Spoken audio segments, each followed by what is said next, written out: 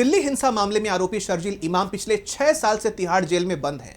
अब उन्होंने कड़काडूमा कोर्ट में दोबारा जमानत की अर्जी दाखिल की है, जिसे लेकर एक बार फिर इस मामले की चर्चा तेज हो गई है। उनका तर्क है कि इतने साल बीत जाने के बाद भी ट्रायल में कोई खास प्रोग्रेस नहीं हुई है और अब तक आरोप भी तय नहीं हो सके हैं।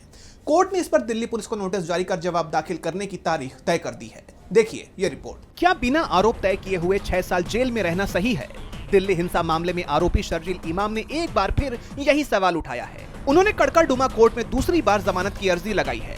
उनका कहना है कि केस में कोई भी प्रोग्रेस नहीं हो रही है। शर्जील इमाम की पहली जमानत अर्जी 5 जनवरी 2026 को सुप्रीम कोर्ट ने खारिज कर दी थी, लेकिन अब उन्होंने नई परिस्थितियों का हवाला देकर दोबारा नई अर्जी दाखिल की है। उनका तर्क है कि सुप्रीम कोर्ट के फैसले को 6 महीने बीत चुके हैं, फिर भी केस वहीं का वहीं है। अब तक आरोप तय करने पर बहस भी पूरी नहीं हो सकी है। कड़काडूमा कोर्ट के वेकेशन जज डॉक्टर सुमेत कुमार सेठी ने इस मामले में दिल्ली पुलिस को नोटिस भेजा है। पुलिस से जवाब मांगा गया है। मामले की अगली सुनवाई 4 जुलाई को तय की गई है।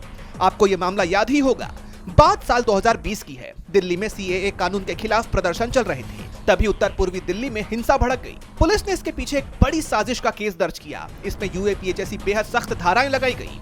शर्जील इमाम पर भड़काऊ भाषण देने और हिंसा भड़काने का आरोप लगा। तब से यानी पिछले 6 सालों से वो तिहाड़ जेल में बंद है। इसी केस में उमर खालिद भी आरोपी हैं और उन्होंने भी कोर्ट से जमानत मांगी हुई है।